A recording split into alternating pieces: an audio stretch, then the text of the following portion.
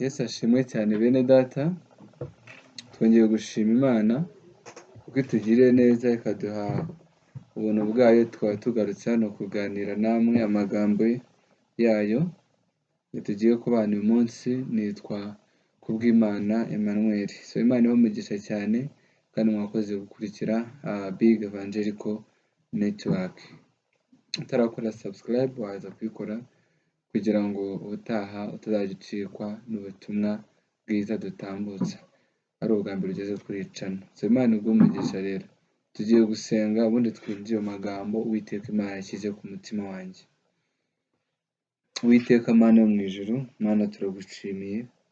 Uri Imana y'urukundo, uri Imana ikomeye, Imana y'imbabazi kandi Imana igira neza. Mushimiye ko unyemereye guhura na bene data hano kuri Big Evangelical Network. Mana ubane nabo, nanjye ubane nanjye, amagambo ngiye kubigisha bigira umumaro kandi nanjye ubwangira umumaro mu izina rya Yesu Kristo. Amen.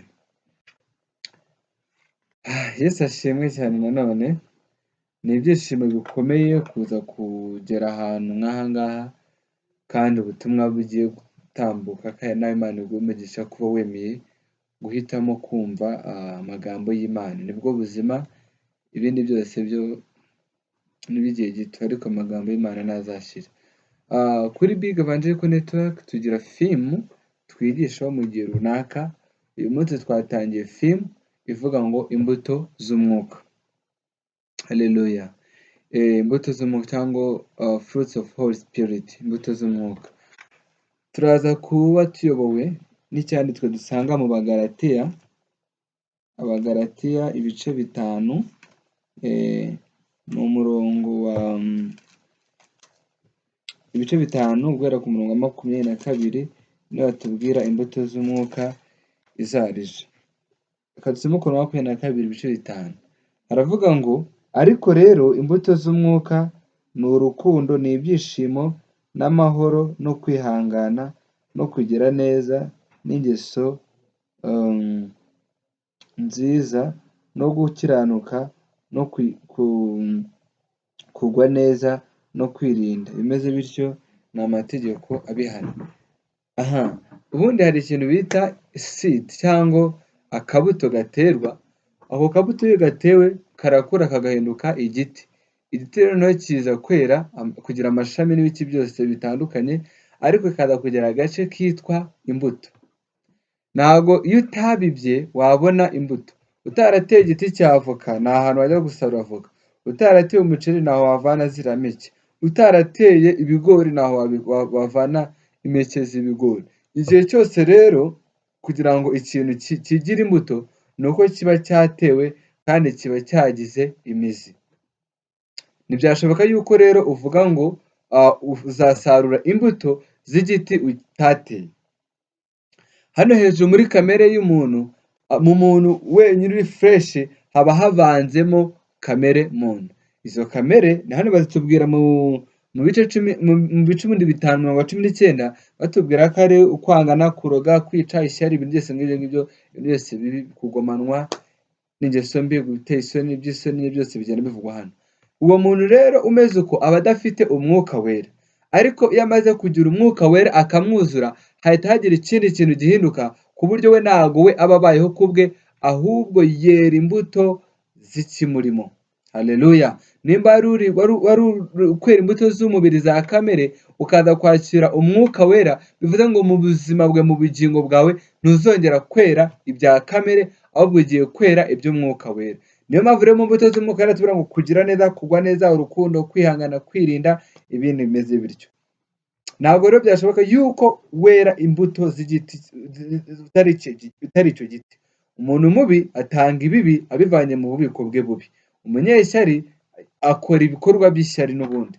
Ntabwo rero umunyeshyari uzamusangana urukundo, kuko we muri we hihambiyemo kamere y'ishyari, ariko urukundo ni urw'umuntu ufite umwuka wera. Haleluya. Tugiye kuganira rero muri iki cyigisho cyangwa ibyigisho bizakurikira ibintu bitandukanye ku izo mbuto z'umwuka, imwe kuri imwe, one by one. Uyu munsi rero turaza kuganira ku mbuto ihatse izindi yitwa urukundo. Haleluya. Ngiye kuganira ku mbuto y'urukundo.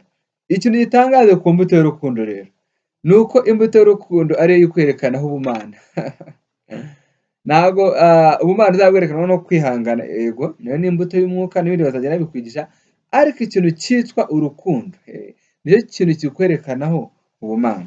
Reka dusome muri Yohana, turasoma muri Yohana ibice 13, ubutumwa bwiza uko bwanditswe na Yohana, ibice 13, turebe riri clarification cyangwa amakuru yuzuye kuri iyi mbuto y'umwuka wera yitwa urukundo. Kuko urukundo ni ikintu Yesu yerekanye ko ariyo simbole izerekana ko ari abigishwa be. Ntabwo yatanga simbole ngo nimubona abantu bahanura cyane, nimubona abantu bazi kubwiriza, nimubona abantu bafite impano zindi n'izi ngizi ngo bazari abigishwa banjye. Yaravuze ngo urukundo nirwo rwonyine ruzerekana yuko muri abigishwa banjye nimukundana. Nicyo kintu cyonyine bazabamenyeraho. Wari uzi ko ikintu kizakwerekana ko uri umukozi w'Imana, kuri umukozi wa Yesu, just only love, urukundo rwonyine. Reka dusome 13 umurongo wa 34. 34 haravuga ngo ndabaha itegeko rishya ngo mukundane nk'uko nabakunze, mube ariko namwe mukundana. Ibyo nibyo bazamenyera ko muri abigishwa banjye nimukundana. Haleluya. Dore rero ikintu kizerekana koko ko uri umwigishwa wa Yesu ni ukuzura urukundo. Nicyo kintu cyonyine. Urukundo niyo simbole y'imbuto y'umwuka wera, ikongera kwerekana yuko uri umwigishwa wa Yesu. Umuntu wuzuye urukundo niwe koko werekanwa ko afite imbuto y'umwuka wera, ari umukozi wa Yesu. Ikintu gitangaje rero, hari igipimo cy'agakiza gipimirwa mu mpano z'umwuka, kandi serious ni ukuri cyane. Impano z'umwuka zishobora kwigana. Umuntu ati Imana irambwa itamubwiye ibindi bintu byinshi cyane, ariko imbuto y'umwuka yo nta n'imwe ijya yigana. Nubana n'umuntu wawe umenye ko akijijwe, uzamurebera ku mbuto ze, ntabwo uzamurebera ku mpano ze. Numurebera ku rukundo uzamenya ko umuntu afite Imana muri we. Yesu niyo clarification ubwe yitangiye gusa izabereka ko muri abigishwa banjye nimukundana. Reka turebe noneho igipimo cy'urukundo rw'uwitwa Dawidi na Yonatani. Ni abantu batubera urugero rwo gukundana nyako, kuko abantu benshi bakundana urumamo mu magambo, rwaho niruhera mu magambo ati ndagukunda, ariko wakitegereza ibikorwa byo umuntu uvuga ko agukunda ugasanga nabyo, ugasanga n'uburyarya gusa. Kandi umuntu ufite urukundo ntacumbikira ikibi, ariko umuntu ufite ibisa n'urukundo we aba ari umukandida w'ibibi byose kuba yabikorera umuntu. Reka dusome muri Samweli wa mbere ibice 18 umurongo wa mbere tugeze kwa gatanu. Tuhasanga urukundo rwitwa Dawidi na Yonatani. Urukundo rwa Dawidi na Yonatani nuko Dawidi amaze kuvugana na Sawuli, umutima wa Dawidi uhera ko uba agati gakubiranye n'umutima n'uwa Dawidi, kandi Yonatani akamukunda nk'uko yikunda. Maze uwo munsi Sawuli ajyana Dawidi iwe, ntiyamukundira gusubira kwa se ukundi. Bukeye Yonatani na Dawidi basezerana isezerano, kuko yari amukunze nk'uko yikunda. Dawidi yijishura umwitero we yari yiteye Yonatani yijishura umwitero we yari yiteye awuha Dawidi, n'umwambaro we ndetse n'inkota ye n'umuheto n'umukandara. Nuko Dawidi akajya ajya kwa Sawuli aho yamutumaga hose, akitonda. Sawuli amugira umutwaro w'ingabo ze, abantu bose barabyishimira, ndetse n'abagaragu ba Sawuli. Amen. Yesu ashimwe cyane. Dore ngaho urukundo rero nguru ni urukundo rwo gukunda umuntu nk'uko wikunda kandi ukamwifuriza ibyiza. Dawidi yakundanaga na Yonatani, kuri Yonatani kandi igipimo cy'urukundo si level y'imibereho. Ati abakire bazakundana, abafite menshi bakundane make, gutyo according ku bushobozi bafite, ariko ni ikintu kidakwiye kujyana. Urukundo rw'ukuri ruri unconditional. Yonatani yari afite status yo hejuru, adafite yo hasi, ariko si byabaye impamvu yo kubatandukanya mu rukundo uko bakundanaga. Abantu benshi bakundana n'abantu bitewe n'uko banganya ikigero cy'imibereho, ariko mwene data si ibyo ngibyo bikwiye kubyerekana urukundo, ahubwo n'abantu baba ubona ngo mudafite aho muhuriye, abo nibo ugomba kwereka urukundo cyane ahubwo kuruta abandi. Haleluya, Uwiteka ashimwe cyane.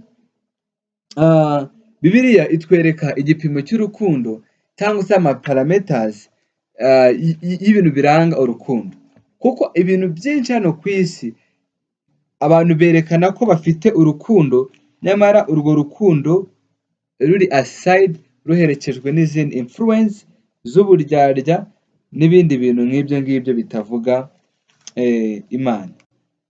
Reka dusome mu Bakorino ba mbere, urwandiko Pawulo yandikiye Abakorino ibice 13, yari arimo arandika avuga kuri parameters z'urukundo, avuga yuko urukundo rutarangwa n'ibi ngibi.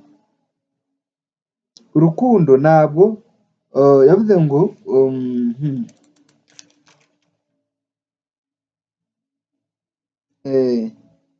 yabanje atangira avuga ngo nubwo navuga indimi z'abantu n'iz'abamarayika ariko singire urukundo, mba mpindutse nk'umuringa uvuga cyangwa icyuma kirenga.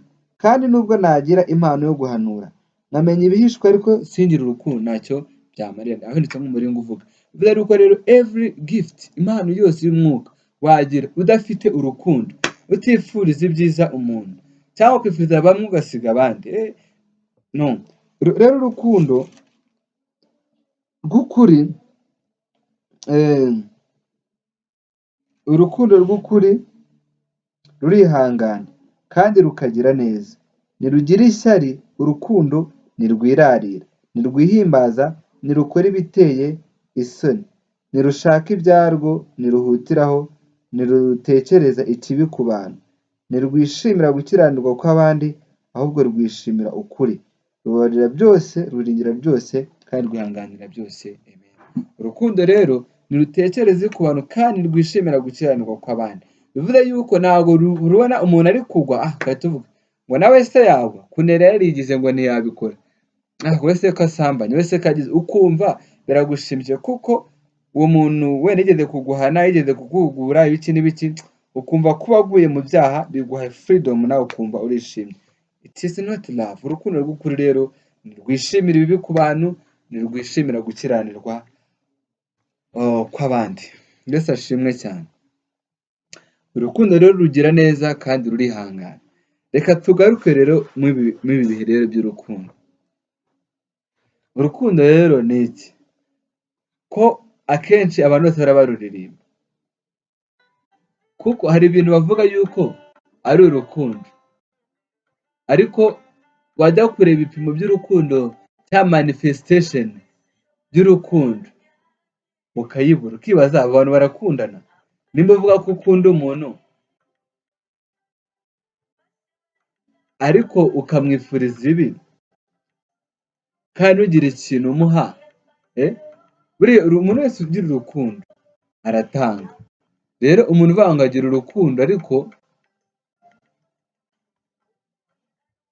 uvuga ngo ufite urukundo ariko wareba ikintu wafashije umuntu ukakibura, ahubwo igihe cyose abantu bahora birundira ibintu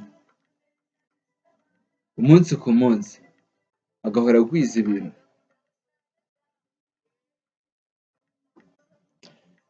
Hari ibipimo 4 Bibiliya itubwira by'urukundo, cyangwa se ibice kinds of love, ibice by'urukundo.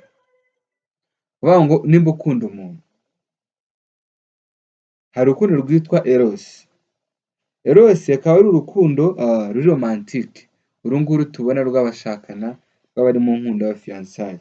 Hakaba n'urundi rwitwa philia, rwa brotherhood, rw'abakozi b'Imana, philia.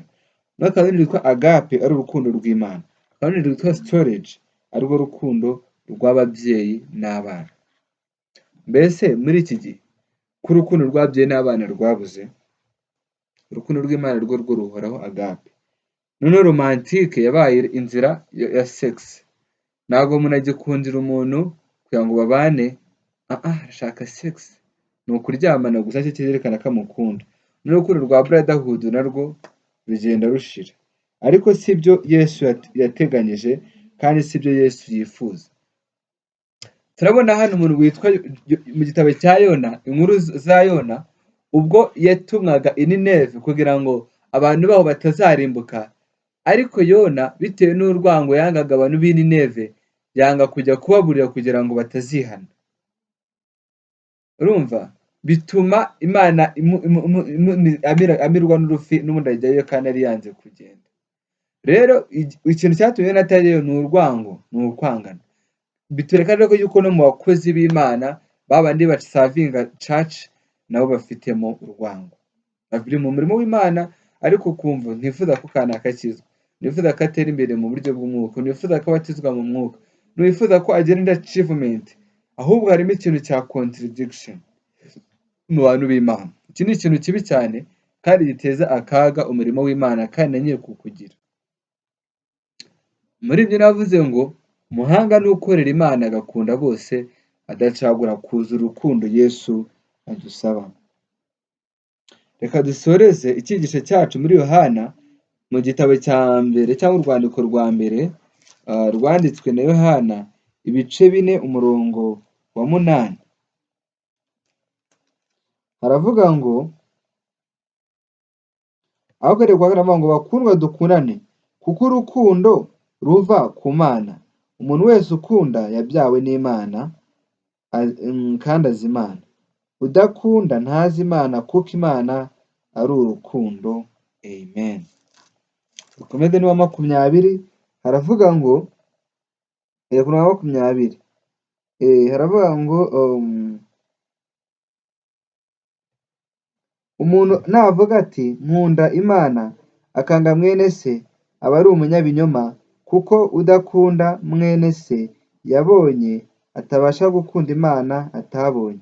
Kandi dufite itegeko, iri tegeko ryavuye kuri yo ngo ukunda Imana akunde na mwene se. Amen. Urukundo rero ikintu kimanifestinga cyangwa cyuzuza ubumana muri twebwe, just love. Urukundo rwonyine rwo ruzatwerekana ko turi abakozi b'Imana. Mbese nawe ufite urukundo? Wifuriza abantu ibyiza? Iyo ukunze abantu ugira gutanga no gufasha. Reka dufatanye indirimbo y'umurundi avuga ngo abanga ijuru si nyabarega, cya ijuru si puberi, nutarikorera uzitega umuriro. Ariko byababaje cyane umeze nk'uwanga kwitegura ijuru bitewe n'uko wanga gukunda mwene se. Ukwiye kuba mu buzima bwerekana urukundo. Haleluya. Mission y'Imana ku bantu bayo ni uko abantu bagira urukundo kandi uko bagirirana ineza nyinshi. Reka tugaruke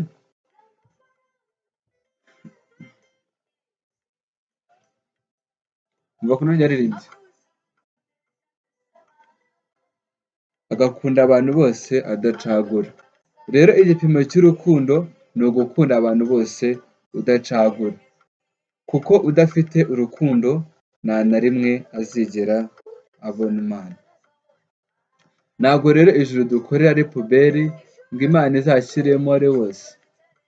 Ntabwo Imana izajyana mu ijuru aba ari bo bose, ahubwo igipimo cy'urukundo rwuzuye nk'imbuto y'umwuka wera. Erega urukundo usibye no kuba n'itegeko, ni ikintu umuntu ufite Imana muri we cyangwa umuntu ufite umwuka wera arangwa nacyo. Haleluya. Iyo ufite Yesu muri wowe uba ufite urukundo. Imana iguhe umugisha cyane, wakoze kubana nanjye. Ariko impano y'urukundo navuga ko ari imbuto ikaba n'impano. Hano mu Bakorino ba mbere n'ubundi ibice 12 bavuga impano zose, bakavuga impano iruta izindi, batuye impano y'izindi ayibereka ni urukundo. Rero ikintu cy'urukundo ni imbuto ikaba n'impano icyarimwe, kandi urukundo rutwikira ibyaha byinshi kandi rusoza amategeko yose, kuko umuntu ufite Imana umuntu ufite urukundo aba afite Imana. So Uwiteka aguhe cyane, wakoze kubana natwe. Ariko iyi mbuto y'urukundo nicyo kintu cyonyine kikwerekana ko uri umukozi w'Imana. Ntuzitiranye impano z'umwuka ufite, ugire ngo uracyafite, ukaba wanga mwene se, wanga umuntu, uvuge ngo ufite urukundo, ufite amacakubiri, ufite kurobanura abantu. Umuntu ufite urukundo akunda urukundo ruri unconditional, nk'uko Yesu yadukunze nta kintu ashingiyeho. Natwe twari abo kurimbuka nk'abandi bose, ariko kubw'urukundo rw'Imana twagiriwe ubuntu, dukundwa nayo. Rero nawe ugaragaze urukundo, bityo ufite ubisangire n'abantu, kandi uko ugira ubuntu niko Imana igenda ikongerera ibintu byinshi. So be blessed, Imana iguhe umugisha, wakoze. Reka dushime Imana. Mana ikomeye, turagushimiye, turaguhimbaje. Tumaze kubona ko urukundo ari impano ikomeye kandi ikaba n'imbuto y'umwuka. Reka Mana uduhe urukundo rwuzuye, ruzira uburyarya, ruzira kurobanura abantu, ahubwo rutagize ibyo rushingiyeho Mana bifatika. Dushyigikire, tugire neza, ubane natwe mu ruhande rwacu, mu izina rya Yesu Kristo umwami, turakoze. Amen. Amen. So Imana iguhe umugisha, wakoze kubana natwe, and udufashe usangize ubutumwa, ukore subscribe and notification, akadugira ka notification kugira ngo ujye ureba n'ubundi butumwa bugenda butambuka. Imana iguhe umugisha cyane. Mwari muri kumwe na Emmanuel, abandi muzakomeza babwira izindi mbuto z'umwuka. Be blessed so much.